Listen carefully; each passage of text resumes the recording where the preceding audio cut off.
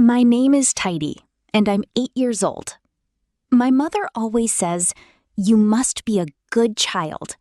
If someone asks for something and you can give it to them, then give it to them." I remember that sentence as well as the multiplication table of 2. That morning, the market was filled with shouts, everyone competing to sell their goods as if the loudest vendor would win. I saw the meatball vendor shrink smaller every time the vendor next to him yelled at him. "You're setting up your stall at my place again, Uncle." I really didn't have time to find a new spot. My mother always said, "If you can give, then give." So my heart reacted faster than my brain. I pulled my mother's arm, saying the vendor looked pitiful. My mother gave me some money and nodded gently. "Buy the whole bag, dear." I gave the vendor all the money in the bag. The vendor bowed his head and praised me, saying that when I grew up, I would be an important person. "You're so kind. You'll definitely be an important person when you grow up." The words "an important person" made me feel like I was floating. It was like good deeds were rewarded with praise. But at that time, I didn't know that sometimes praise is just a thin thread that makes us give in more easily than we thought. The teacher stood at the front of the classroom with a large, brightly colored poster that read, "A city of kindness begins with us." "Children, we're going to do a donation project to help the community in need," the teacher said confidently. "Who will volunteer to look after all the money?" I raised my hand quickly, thinking that kind people would dare to volunteer. Boss turned to look at me. "Aren't you afraid the money will get lost?" "Taidy, why would it get lost if everyone helps to look after it?" The teacher smiled. "See, Taidy is an example of a good citizen." The words "good citizen" made my heart swell. My friends looked at me as if I had received an important title without having to take an exam. After school, my friends started giving me envelopes of money.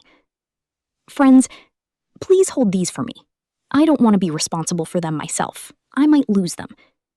You're already a good person."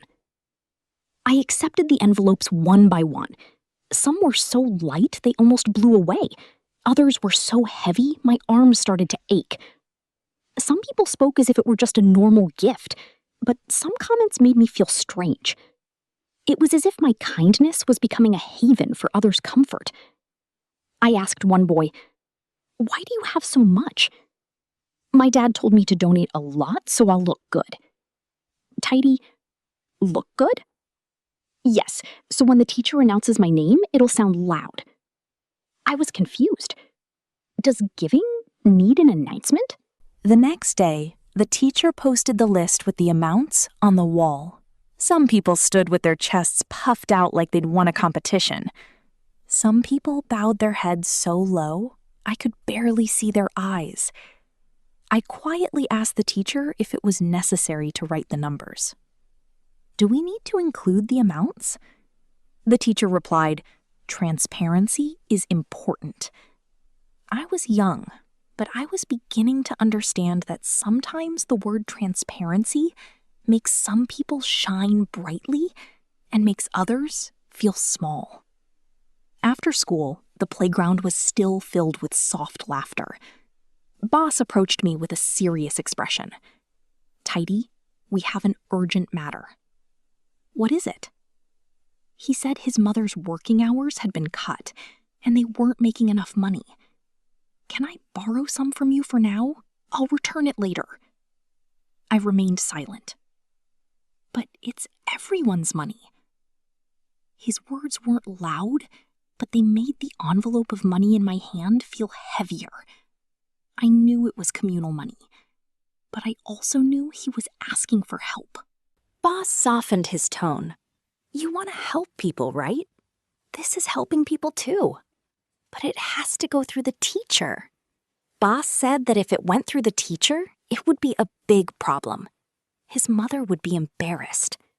The word embarrassed made me feel guilty for his whole family. I asked when he would return it. He replied, "Soon." But soon? There is no day on the calendar. I looked at the envelope of money in my hand. It felt heavier than usual. When I asked, what if I didn't give it to him? He looked me straight in the eye and said, if I don't help, I won't be the good person everyone thinks I am. I just realized that sometimes people don't need to shout. Just making us afraid of not being loved is enough. I handed him the envelope. My hand felt lighter, but my heart felt heavier. As I walked home, the lights in front of each house began to turn on. The town seemed as warm as ever, but a small question was growing in my chest. Did I really help him? Or am I just afraid of not being accepted? Some bullies don't need to threaten. Knowing that we're afraid of being seen as bad is enough. Taidy muttering to herself, did I do the right thing? A cool breeze blew. Some answers take time. Some of the money is missing.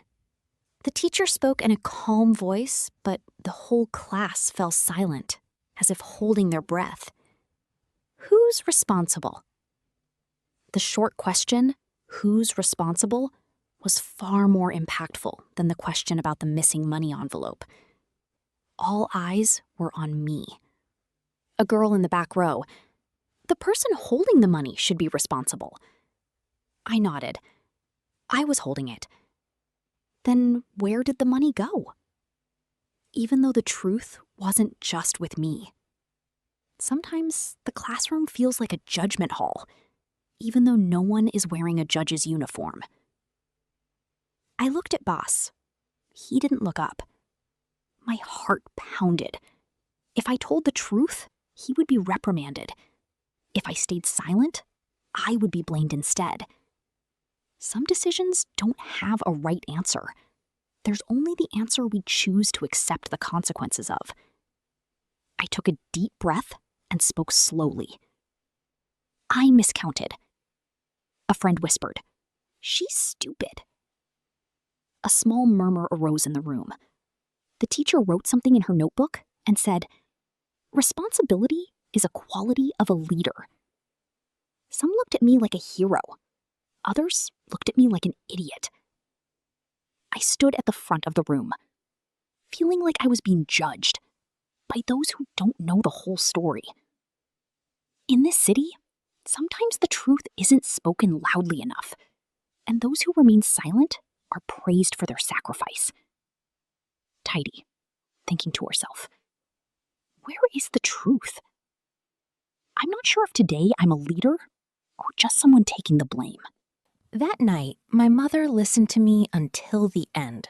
There was no scolding, no anger, but her eyes were more serious than the teacher's voice in the classroom.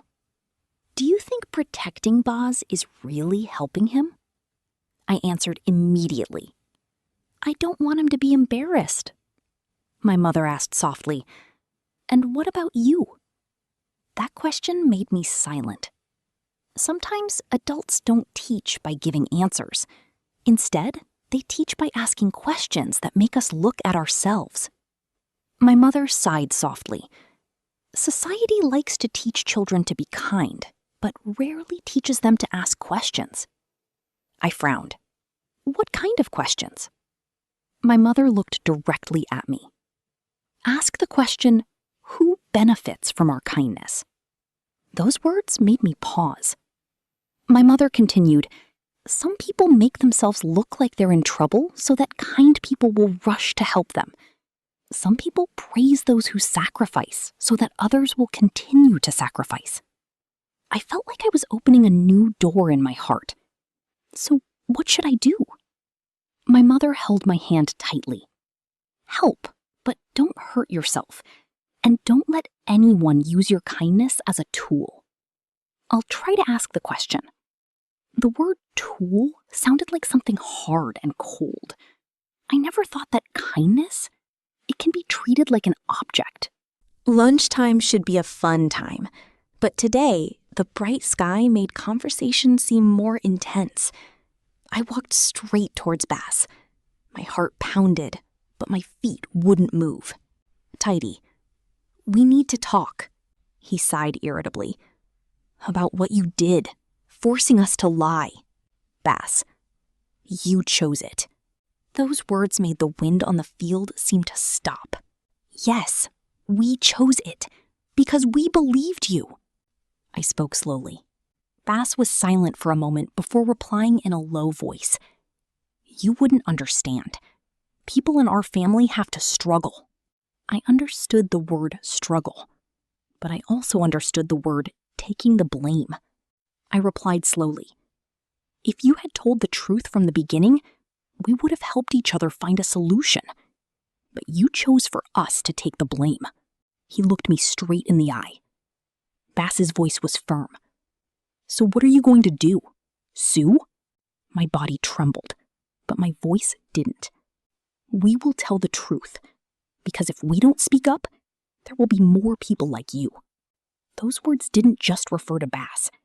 They referred to a world that lets those who remain silent bear the burden for those who speak up. Today, I'm still afraid, but I won't let fear decide for me anymore. In the teacher's room, the atmosphere seemed unusually still. I told the whole truth, from beginning to end. Boss stood beside me, his face pale. You betrayed us. I took a deep breath.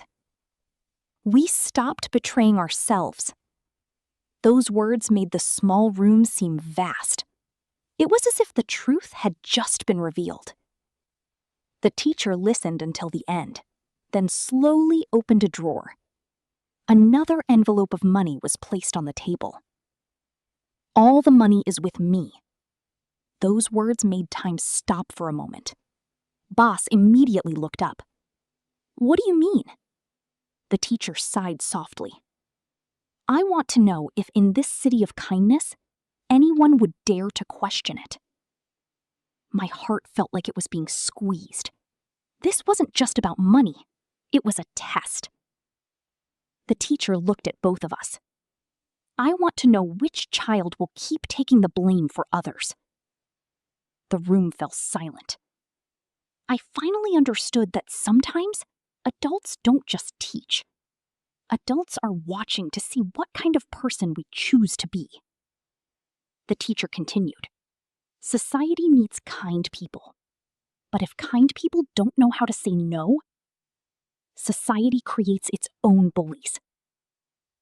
The words weren't spoken loudly, but they weighed heavily. Taidy, I won't be like that again.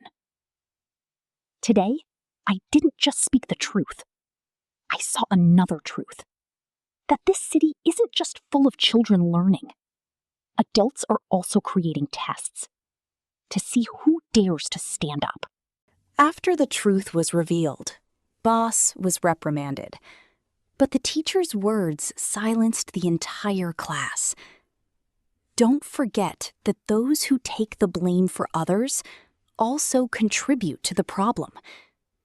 Some children chuckled softly. See, being too kind is wrong too. The laughter wasn't loud, but it resonated with something in my heart.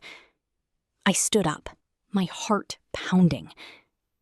Helping people isn't wrong, but using others is. The room fell silent. One boy asked, "What if we don't help each other at all? How will the city survive?" The question wasn't just directed at me. It was at everyone. I took a deep breath and answered slowly. We can help, but we mustn't close our eyes. Helping each other isn't about giving in to everything, and kindness shouldn't blind anyone to the truth. After school, the evening light softened the field. Boss approached me. You made us look bad. I replied calmly. I didn't. You chose this. He paused before speaking softly. Adults do this all the time. I looked at the sky, which was beginning to change color. So, are we going to grow up and do the same thing? He didn't answer. Sometimes silence isn't because there are no words, but the answer was too difficult. The project continued, but the teacher set new rules. every penny had to be recorded. There had to be 2 witnesses. Some of my friends complained. It's so complicated. I looked at the blackboard and said softly, if it weren't complicated, some people would get too comfortable. The rules didn't erase kindness. It just prevented kindness from being used so easily. I still shared snacks and helped with homework. But when someone said, "You're a good person, you should help," I immediately replied, "We choose to help. We're not forced to." The word choose gives weight to kindness. True kindness must come from the heart, not from the pressure of praise. That night, my mother asked me, "Do you still want this town to be full of kindness?" I nodded, but I also want it to be full of responsibility. My mother smiled proudly. I was 8 years old, but I was beginning to see that a beautiful town isn't just one where everyone is kind. It has to be a town where kind people aren't exploited. People who make mistakes must take responsibility, and no one benefits from the silence of others. Mother, do you still believe in kindness? Taidy, yes, but there has to be limits. I still believe in kindness, but now I know that if kindness is excessive, troublemakers won't just pass through this town. He's going to settle down here. One evening, a gentle breeze rustled the lawn. Boss and I sat watching the children play. Their laughter drifted into the distance. Boss asked, "Do you still believe in kindness?" I thought for a long time. Yes, but we won't give it away for free to those who don't appreciate it. The belief hasn't disappeared. It's just grown. Boss continued, "And what if you happen to be too kind again?" I smiled. Then I'll remind myself that self-love isn't selfishness. A cool breeze blew. I was 8 years old, but something in my heart had grown beyond that number. Protecting ourselves doesn't make us cruel. It just prevents kindness from hurting us anymore. In this city, bullies don't just appear out of nowhere. They grow from boundless kindness, from a lack of anyone daring to say enough. I still want the world to be a better place, but now I know that helping others shouldn't come at the cost of hurting myself. Perhaps the question the whole city should be asking isn't, how kind should we be, but how can we be kind wisely? Boss, silent, listening beside me. My story ends here, but the story of this town may have only just begun.